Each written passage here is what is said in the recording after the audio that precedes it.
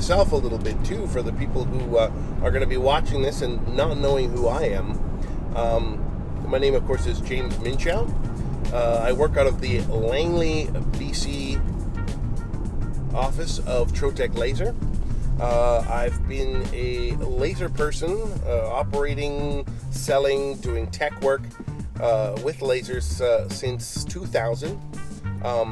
I've owned my own laser shop for years and years. I grew it from the ground up and sold it. And I've worked for a couple different laser companies over the years, and I've settled into Trotec as one would when you're looking for the best place to work. So I have helped many people get on track with laser engraving, not just the technical side, but the business side too. There's definitely a business side to this. A lot of our customers, of course, are people who are manufacturers of some product and just use the laser as a tool. That's a big part of our customer base. But there are certain people who want to use the laser as their business. They that's sort of the tool that they use to form their business around. And it's a very exciting, very creative, extremely fun way to make money. And so they get a laser. Maybe they're working full time. They in their spare time or part time, they're doing their laser work. They have a small website or an Etsy shop and selling their stuff. And they'll slowly grow to the point where they have to make the decision whether to quit their day job or not, which is really cool. And a lot of people ask me, well, how do I get more business? How do I do this? What's the magic key to getting more business? And I'm sorry to tell you, sales is the way to get more business. If you're not selling your product, you're at the whim of your customer to just come to you and buy it. Now, there's marketing geniuses like the producer of this show, Lev Usliner, who can create beautiful reasons to buy a machine and have people come out and identify with our message, purchase our product. Well, you can do this too. But if you've never gone to school for marketing, perhaps the best place to start, and it's free, is the telephone. You pick up the phone and start calling people who would normally buy your product. Let's, for instance, say you ran a name tag factory. You would call any business that uses name tags and start asking them if they wouldn't mind meeting with you or wouldn't mind talking to you about their name tag use. Sales is the one thing that can really make a difference between having your business absolutely thrive and, just be good. A lot of your businesses are really good, and some of you put your thumbs in your armpits and put your head back and say, you know what? I'm so proud I don't even have to advertise. The people just come to me. And that's cool. That's super cool, actually. You've worked hard enough to make sure that the people are coming to you. You do good enough work that the people are coming to you. And then, you come across a shop that's kind of like yours, maybe in a different province. You see on YouTube, and wow, I want to be like that. I want to get that much business. I want a second laser. I want a third employee. You gotta sell. That's the thing. If you want to bring everything to the next level, you get on that phone. I tell a lot of people, like, this laser is going to get you a lot of extra time. You used to be rotary engraving, or you used to be, working on it manually, whatever you're doing. Now you've got all this extra time on your hands.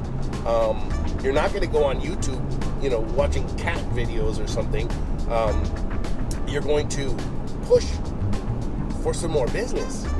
And now, as a laser salesman, or I used to sell water. You know how hard it is to sell water in BC with all this fresh, clean water around us? It's pretty tough. As a laser salesman, as a water salesman, I used to sell lumber as well as a lumber salesman. The only way that I could feed my family was to sell, because I didn't have any other thing to do. That was my job. Then I had my engraving shop, and I put a ad in the Yellow Pages. I made a great website, and I sat down on my chair and went, where are the calls? And then realized that the calls weren't coming in fast enough. So I picked up the phone. I went online, or went on the phone book. At the phone book at the time, the online wasn't as great as it is now. And I started dialing the first person. Hello, this is James. I sell name tags. Would you like to buy some?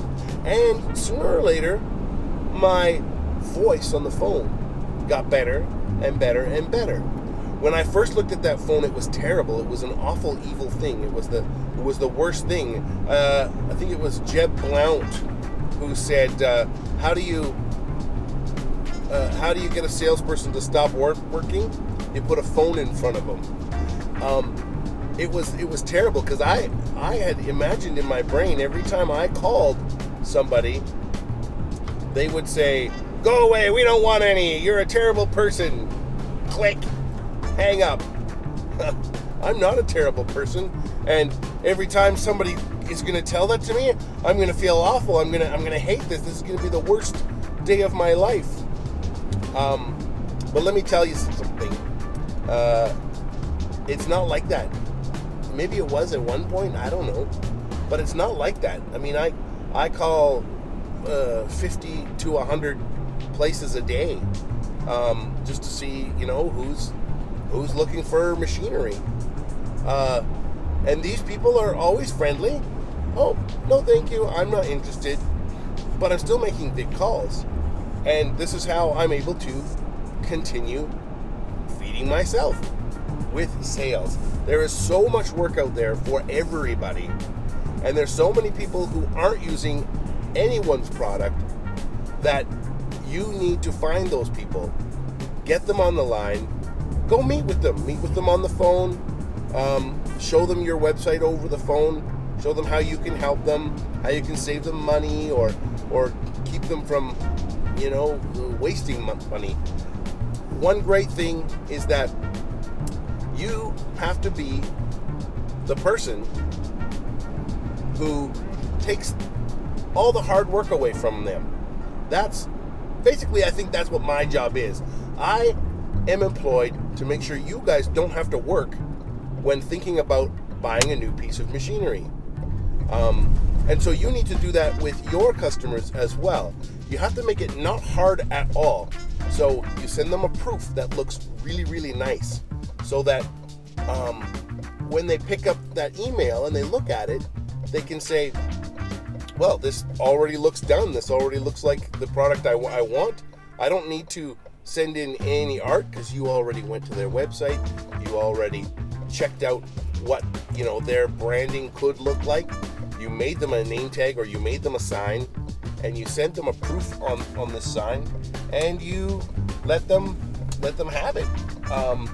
And now they've decided to pick you because you're the one who did all the work for them, and they chose you. And then afterwards, you make sure that you are the person who continues to do the work for them. You have to project manage your customers, just like I do. I have to project manage my customers all the time. A lot of customers are cranky and lazy, as one of my mentors said. I don't believe they're cranky and lazy, but a lot of people think about that as the hold on. This is really cool here, guys. I'm into this industrial area here in Whistler. I've never been here before. It's very cool. It's got some really hip-looking buildings and skateboard shops and graphics places. There's a place called Forged, which is like an axe throwing. They have like an axe throwing trailer here. Coast Mountain Brewing, the Fixed Bicycle Shop. Yeah, this is cool. I've never been in this area before. This is pretty awesome. Anyway, back to sales. You want to be the person who does all the work for your customers. When you can be that person, your customers will constantly work with you. Do not give them an excuse to go somewhere else. The minute I've done this so many times, the minute you do this, they will go somewhere else. And so, it looks like I've arrived at my destination here in beautiful Whistler. I want you guys to subscribe to our YouTube channel. That's number 1. Number 2, please make some comments below. Very important, because then we can find out where this show has to go. Also, ask all the questions you need, because you know what? I'll be answering them here, and we can just keep going at that. Listen, I want to sign off. Talk to you later, guys.